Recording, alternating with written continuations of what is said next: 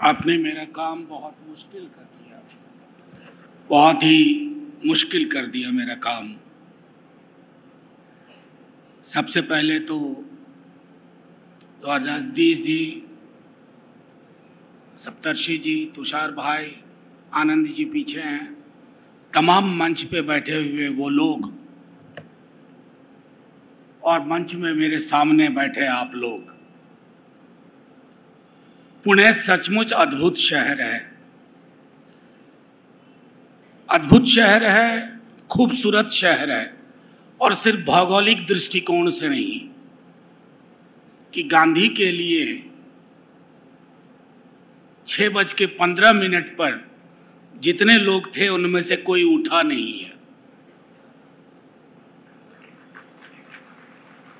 मैं लगातार एक पुलिस वाले को देख रहा था, वो यहाँ बैठे हुए हैं पीछे, लेकिन वो भी बेफिक्र थे कि गांधी पे गोष्ठी है, सम्मेलन है, तो कोई भगदड़ नहीं होगी। बहुत आराम से पीछे कुर्सी लगा के बैठे हुए थे। वो भी सोचते होंगे कि काश देश में सारे आयोजन गांधी साहित्य सम्मेलन की तरह हुआ करें, ताकि वरना अगर आज उनकी ड्यूटी किसी मजहबी, किसी धार्मिक कार्यक्रम में होती तो उनके पसीने छूट रहे होते। ये हाल है अपने देश का। बहुत दिन पहले यहां आना तय हुआ था, लगता था हो पाएगा या नहीं। बिहार चला गया था, थोड़ा बीमार पड़ गया, फिर लगा संभव नहीं होगा, लेकिन गांधी है तो कुछ भी संभव है। मैं 2-4-5 छोटी छोटी बातें कहूंगा, क्योंकि मैंने कल ही एक पॉडकास्ट में एक बात कही थी, मैं आपके समक्ष भी कहना चाहता हूं। अच्छा, मुझे बेहद अफसोस है कि अगर मैं मराठी बोल पाता तो शायद आप तक बेहतर पहुंचता, लेकिन मेरी हिंदुस्तानी में, मेरी हिंदी में सब कुछ मिला हुआ है। कहीं मराठी भी आ जाएगा, कहीं उर्दू भी आ जाएगा, किसी को नागवार गुजरे तो उर्दू भी आ जाएगा, कहीं मेरे बिहारी होने का भी आपको एहसास हो जाएगा, क्योंकि बिहारियों के उच्चारण बहुत विचित्र होते हैं। वो घोड़े और घोड़े का फर्क नहीं कर पाते, सड़क और सड़क का फर्क नहीं कर पाते। लेकिन गांधी के साथ बिहार का रिश्ता बहुत अद्भुत सा रहा है। आनंद जी मेरे साथ इस मंच पे हैं। बड़ी चिरौरी के बाद बापू चंपारण गए थे। राजकुमार शुक्ल जी ने बड़ी इनती मिनती कई दफा की, तब जा करके गांधी जी चंपारण पहुंचे। तो बिहारियों का बापू के साथ रिश्ता चिरौरी का है, विनती का है, मिनती का है। तो उसी रिश्ते का एक ध्वजवाहक मैं आपके समक्ष हूं।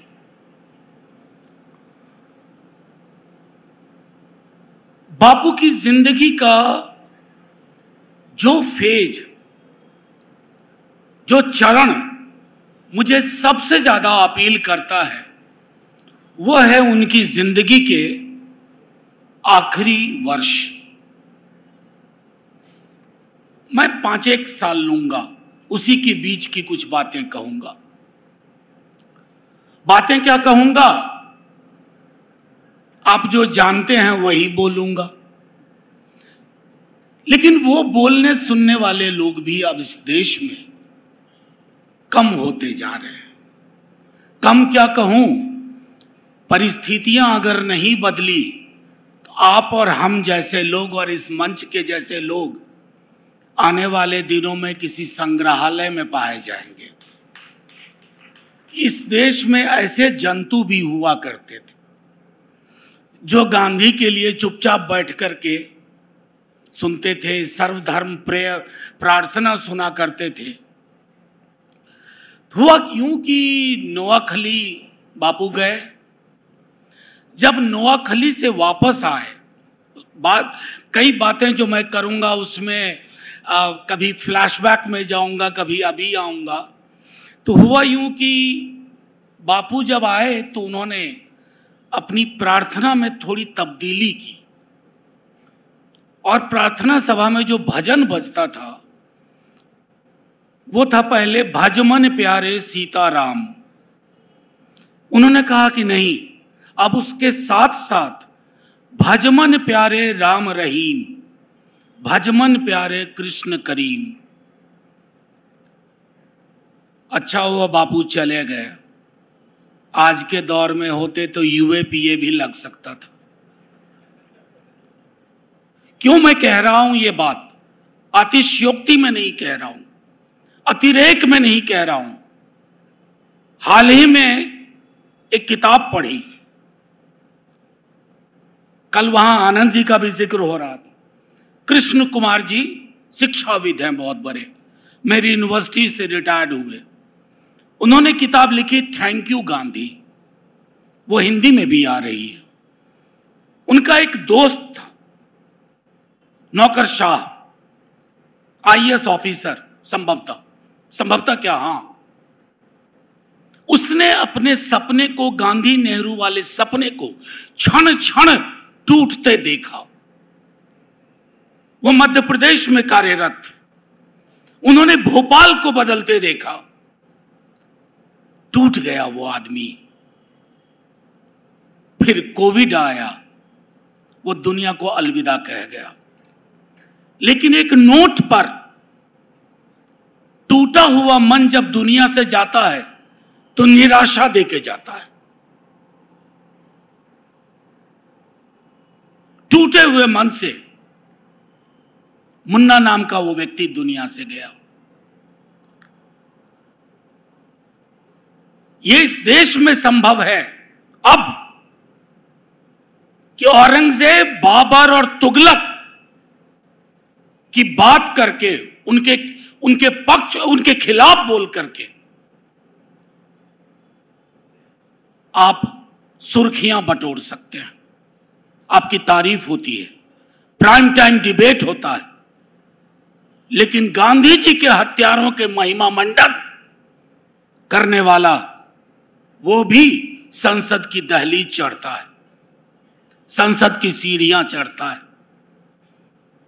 ये फर्क जो आया है इस देश में, आज तो नोआखोली वाले और तब के बिहार, मैं नोआखोली मैंने नहीं देखा, मेरा जन्म बहुत बाद में हुआ, मैंने बिहार भी तब का नहीं देखा। मैंने पढ़ा है नोआखोली, मैंने पढ़ा है बिहार, लेकिन मैं भोग रहा हूं आज के हिंदुस्तान का यथार्थ, आपके साथ, आपका सहकर्मी बनकर, आपका हमसफर बनकर। हम में से कितने लोग मुतमईन हैं कि ये परिस्थितियां बदल जाएंगी? मैं आपके बीच आता हूं तो लगता है कि नहीं, अगली बार संसद जाऊंगा ना तो हैप्पी नोट पे बात करूंगा कि ये बदलाव होगा, ये मुल्क गांधी नेहरू का ही रहेगा। लेकिन उतने हैप्पी नोट कहां आते हैं, कहां आ पा रहे हैं हमारे पास? 30 जनवरी आती है, सोशल मीडिया पे ट्रेंड देखिए। मैंने कहा ना कि गांधी के हत्यारों का, बापू के हत्यारों का महिमा, आप बापू से असहमत हो सकते हैं, कई विषयों पे मेरी असहमति हो सकती है और है। मेरी मूल शिक्षा और प्रशिक्षण मार्क्सवादी धारा में मेरी हुई है, लेकिन मैं मानता हूं कि अगर आज कार्ल मार्क्स भी वापस आएंगे ना तो गांधी को इस देश का सॉल्यूशन बताएंगे।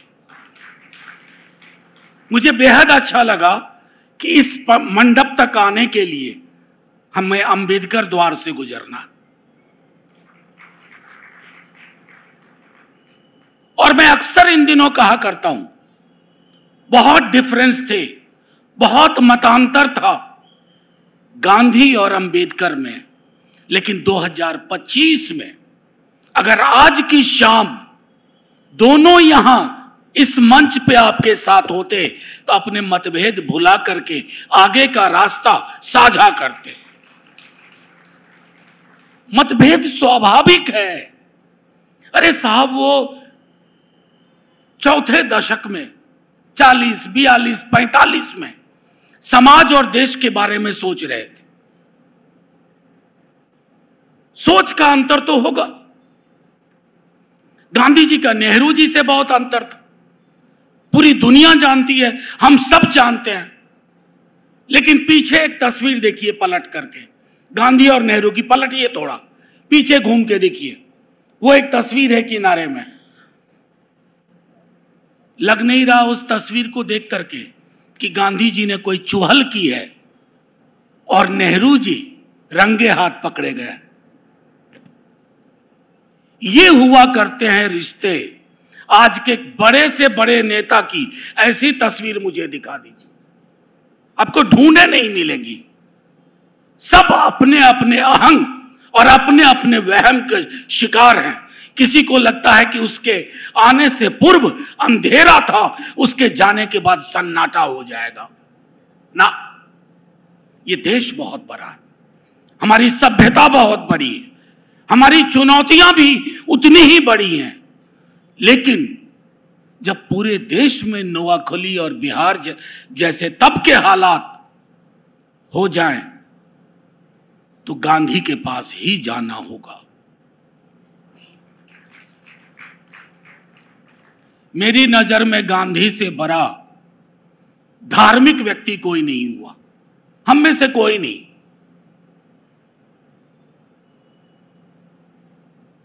इससे पहले कि हमारे कुछ मित्रों ने ऐसा प्रस्तुत किया है दुनिया और देश में कि राम की खोज भी उन्होंने ही की है।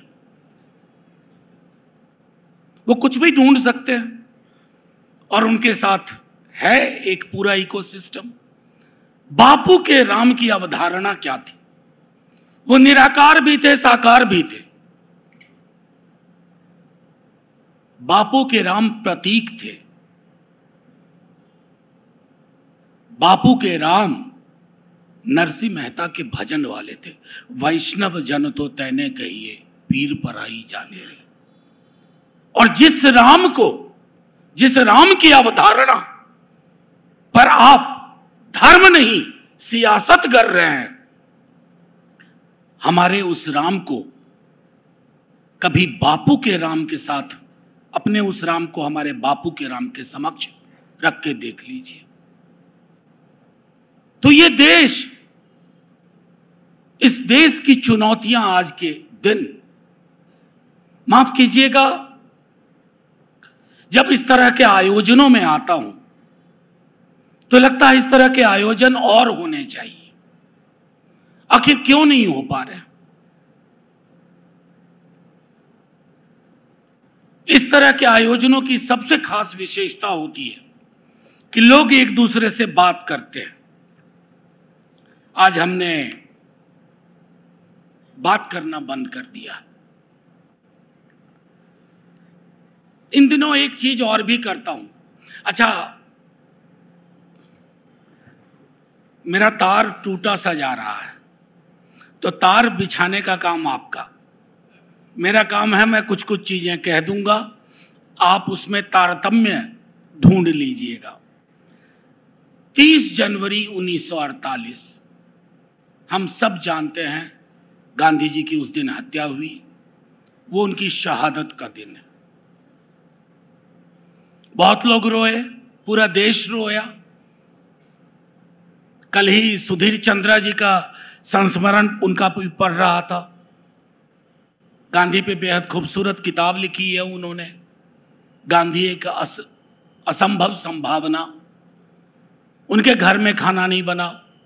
शायद लाखों परिवार होंगे जिनके घर उस दिन खाना नहीं बना, क्योंकि गांधी सबके थे।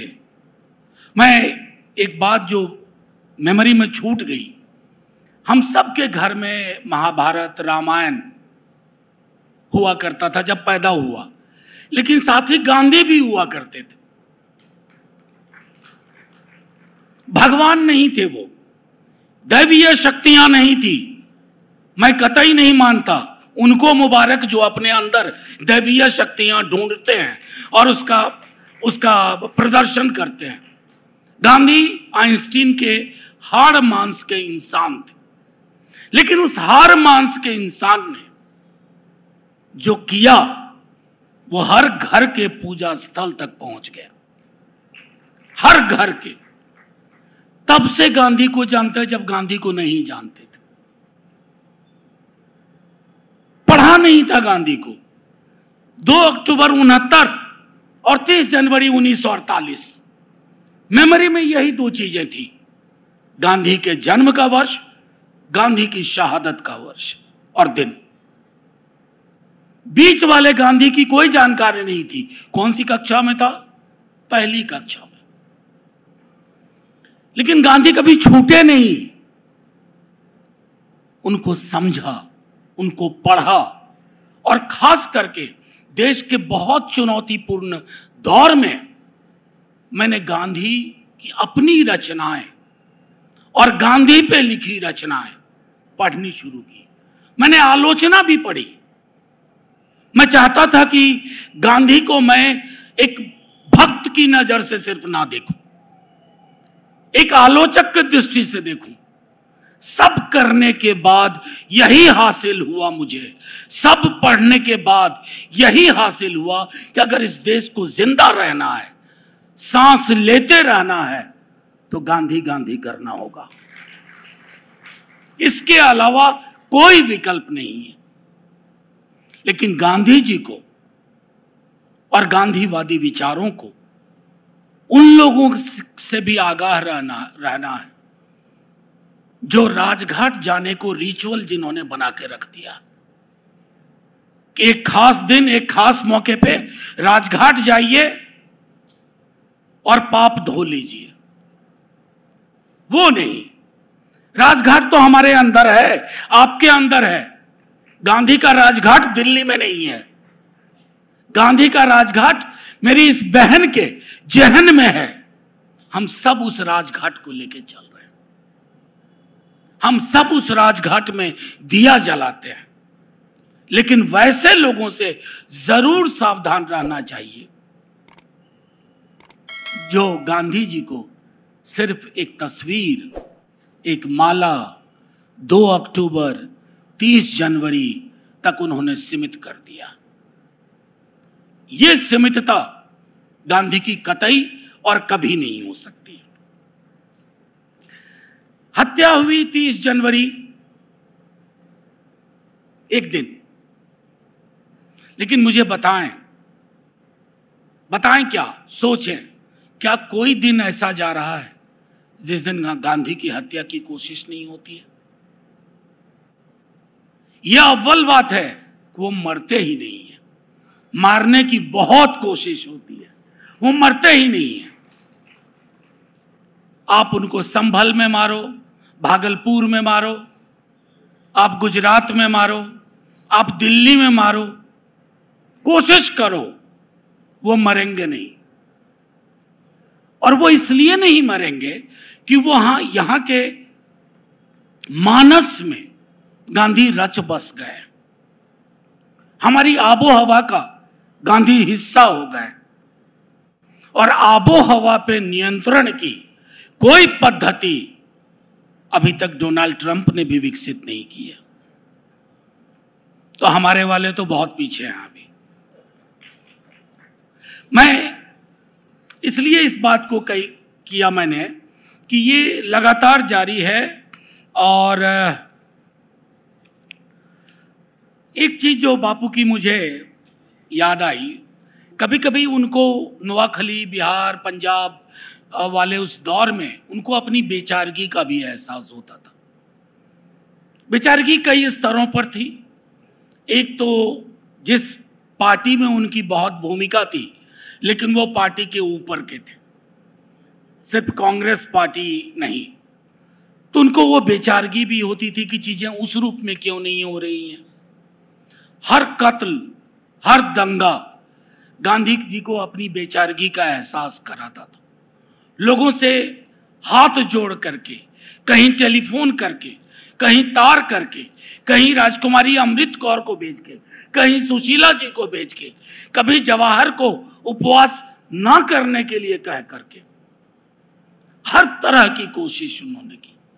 अपने लोगों से भी कष्ट होता था। तो उन्होंने एक बात कही थी 16 अक्टूबर 47 को, और मैंने ये नोट किया था कि मैं आपके समक्ष इसे गांधी जी के ही शब्दों में कहूंगा। मैं तो कहता कहता चला जाऊंगा, लेकिन किसी दिन याद आऊंगा कि एक मिस्किन आदमी जो कहता था वही ठीक। आप बिल्कुल ठीक कहते थे बापू, तभी नहीं समझे लोग। और आज तभी तो नोआखली एक जगह पे थी, आज आपने हर मोहल्ले में नोआखली बना दिया, हर जगह दीवारें खड़ी हो गई। और माफ कीजिएगा, बापू से इस बात को बेहतर नहीं समझ सकता था कोई कि हमारा अस्तित्व, हमारा वजूद सह अस्तित्व में ही है। सह अस्तित्व के बगैर कोई चारा नहीं है, किसी को कहीं नहीं भेज पाओगे। शांति चाहिए, वो भी चुहल वाली, चिड़ियों की कलरव वाली, बच्चों के खेल वाली, बुजुर्गों के साथ बैठ के बरगद के नीचे गप वाली। शमशान और कब्रिस्तान की शांति नहीं चाहिए। हम पूरे देश में शमशान और कब्रिस्तान की शांति वाले माहौल को देख पा रहे हैं। फिर 27 नवंबर 47 को कहते हैं, और वो भी बात अक्षरशः सही है आज के लिए, जो इंसान हैं और समझदार हैं वह इस तरह के वातावरण में साबुत नहीं रह सकते। यह मेरे दुख की कथा है, या यूं कहो कि सारे हिंदुस्तान के दुख की कथा है। हम में से कितने लोग साबुत हैं यहां बैठे हुए? हैं साबुत? यकीन मानिए, मैं पूछ रहा हूं, ये मैं साबुत नहीं हूं, मैं साबुत नहीं हो सकता। इस देश के जो हालात हैं, और ये मैं नहीं कहूंगा कि 10-11 वर्ष में सिर्फ खराब हो गए, हमने इसका खराब होना स्वीकार हम करते रहे बीते वर्षों में, और आज हालात इतने खराब हो गए कि हम ढंग से मरसिया पढ़ने लायक भी नहीं, हम ढंग से मातम पुरसी भी नहीं कर सकते। ये परिस्थितियां हैं। एक और चीज जो उन्होंने अक्सर वो कहा करते थे, प्रोफेसर निर्मल बोस को उन्होंने कहा था, मैंने कहा ना कि गांधी आशावादी बहुत थे। जो व्यक्ति 125 वर्ष जीने की तमन्ना रखता हो उस, और वो जीना हमारी आपकी तरह नहीं, हम आप अच्छा जीवन, लंबा जीवन सुख के लिए चाहते हैं। गांधी सिर्फ सुख के लिए नहीं, बल्कि सुख के लिए कतई नहीं, लंबा जीवन अपनी अवधारणाओं को सच होते देखने के लिए चाहते थे। तो गांधी जी कहते हैं, मैं सफल होकर मरना चाहता हूं, विफल होकर के नहीं। पर हो सकता है कि मैं विफल होकर के ही मरूं, और मेरा मानना है ऐसा ही हुआ। शरीर का अवसान जो हुआ, देहावसान, वो विफलता में हुआ। लेकिन हमारे पास आज भी मौका है। मैंने कहा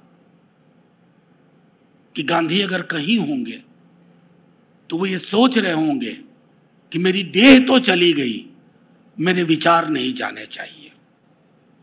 और इसका उदाहरण वो कई स्थान पर देते हैं कि ऐसी जीत का क्या फायदा, जैसे पांडव जीत गए, जीत को एंजॉय भी नहीं कर पाए, कोई देखने वाला ही नहीं, सेलिब्रेट करने वाला ही नहीं, और फिर वो पाकिस्तान वगैरह सबको एक, अगर आप सबकी इजाजत हो, वक्त है ना 5 मिनट और 5 मिनट, एक गांधी जी को एक खत लिखा था। मैं एक तरह से एक चालू शब्द प्रयोग करूं तो मैं एक नंबर का चिट्ठीबाज आदमी हूं। नेहरू जी से मैंने यह ग्रहण किया। नेहरू चिट्ठी बहुत लिखा करते थे, तो मैंने भी ये पद्धति विकसित की। तो कई खत तो नेहरू को लिखे, बल्कि सालाना लिखता हूं। और इस बार तो और थोड़ी गुस्ताखी की, नेहरू जी की तरफ से मोदी जी को लिख दिया। प्यार प्यार से ही लिखा सब कुछ। जो स्टाइल हुआ करता था नेहरू का, गांधी का, उस तरह की चीजें कही। तो एक चिट्ठी की कुछ पंक्तियां, ये कुछ वर्ष पहले, लेकिन मुझे लगा कि मैं आपके समक्ष इसका पाठ करूं। प्रिय बापू, सादर प्रणाम। इससे पहले कि आप कासिद से पूछ बैठे और खत लिखने वाले के तारुफ के बारे में मालूमात करूं, मैं आपको बता देना चाहता हूं,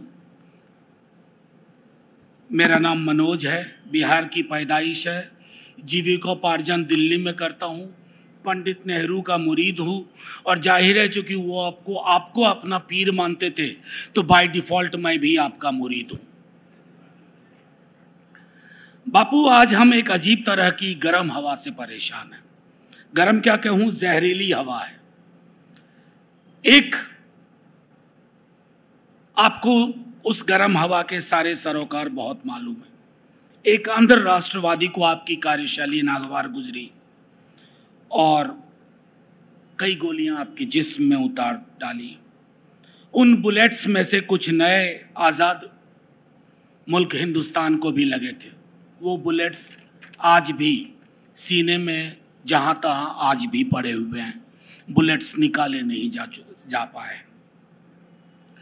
आप उनमें से थे जिसने पूरी दुनिया को समझने की चेष्टा की, और एक बार आप इस प्रक्रिया में अपने कुछ मंजिल हासिल कर लिया आपने, तो कार्ल मार्क्स की तर्ज पर कहा, फलसफा सिर्फ वैचारिक चिंतन का नहीं बल्कि आमूलचूल बदलाव का होना चाहिए। एक और चीज जो अभी तुषार भाई की किताब से मैंने बा के साथ उस पर 2-3 लाइन कही थी। बा के साथ आपके रिश्ते का क्रमागत उद्भव मानव स्वभाव के आयामों और परतों की नई कहानी कह जाता है। इस रिश्ते के बनने में नाटक नहीं था, कृत्रिमता नहीं थी, साफ हवा की तरह यह अपना अफसाना बिना लाग लपेट के बता जाता है। याद कीजिए रिचर्ड एटनबरो की फिल्म गांधी का वो दृश्य, हालांकि बापू आपने देखी नहीं होगी, जब आप अपनी पत्नी कस्तूरबा जी से पखाना साफ करने के लिए अति सख्त जुबान का इस्तेमाल करते हैं, बिला वजह दबाव बनाते हैं, बिना बा की मनोभावना जिसे आज हम एजेंसी कहते हैं उसका सम्मान किए बगैर बा बिफरती है, बा रोती है, आप क्रोध में होते हैं, फिर आपको पश्चाताप होता है। राजकुमारी अमृत कौर को सन 36 में लिखे एक खत में आप पुरुष स्त्री संबंधों के लिए गुलाम और गुलामी करने वालों के प्रतीक के रूप में लेते हैं। आपने श्रीमती कौर से कहा, बा ने गुलाम होने से इनकार कर दिया और उस इनकार ने आपकी आंखें खोल दी। आपको एहसास हो जाता है कि अफ्रीका के एक क्रांतिकारी सत्याग्रही के अंदर भी पितृसत्ता के बीज हो सकते हैं। रोग पता चला तो आपने उपचार भी शुरू कर दिया।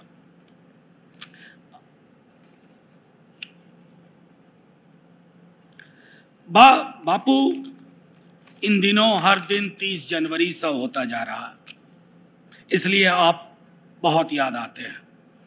अब तो आप उन्हें भी याद आते हैं जो पाश्चात्य दर्शन से सराबोर होने के कारण तब आपको समझ नहीं पाए। आप जवाब दें ना दें, लेकिन आपको खत लिखने के क्रम में आपके ख्यालों का कुछ ही मिनटों के लिए सही सहयात्री हो पाया। आपका मनोज। ये चिट्ठी बड़ी लंबी थी, मैंने पूरी चिट्ठी पढ़ी नहीं, लेकिन एक बात और कहूँगा कि जब कभी कोई आपसे कहे, आजकल ना सिर्फ शिवाजी महाराज औरंगजेब को लड़ाने की ऐतिहासिक पात्रों के बीच में, बल्कि बाबा साहेब और गांधी जी और नेहरू जी और सरदार पटेल। आप सबसे आग्रह है, आप इसका प्रतिकार करें। ये झूठ का समाजशास्त्र और इतिहास कर रहे हैं। भिन्नता मुझ में और तुषार भाई में नहीं है क्या? गला काट दें एक दूसरे का। भिन्नता मुझ में और सप्तर्षि जी में नहीं हो सकती है, क्या करें? गला काटे। ये लोग भिन्नताओं को सेलिब्रेट करते थे और इसलिए मैं कह रहा हूं, असंभव नहीं है। अगर ऐसी कोई संकल्पना सच होने का वक्त होता कि ये सारे लोग गांधी, नेहरू, अंबेडकर, आजाद, पटेल वापस आते ना, तो एक प्रगतिशील मोर्चा बना लेते यहीं पुणे में। ये होती है जिंदा सोच, ये होती है जिंदा सोच, ना कि उस तरह की सोच कि आपको अवाम सोचती हुई नहीं चाहिए, भेड़ बकरी के रूप में चाहिए। मैंने शायद ज्यादा वक्त लिया, लेकिन मैं आप सबों का बेहद शुक्रिया अदा करता हूं, सिर्फ एक कारण से, बाकी 100 कारण हो सकते हैं। आज के दौर में पूरे देश में जाता हूं, इतने मनोयोग से एक ऐसे व्यक्ति को सुनना जिसकी जानकारी आपसे विलग नहीं है, गांधी के लिए, गांधीवाद पे साहित्य सम्मेलन में, यकीन मानिए लोग लाख कोशिश कर लें, हम कटेंगे नहीं, हम बटेंगे नहीं। थैंक यू सो मच, शुक्रिया, जय हिंद।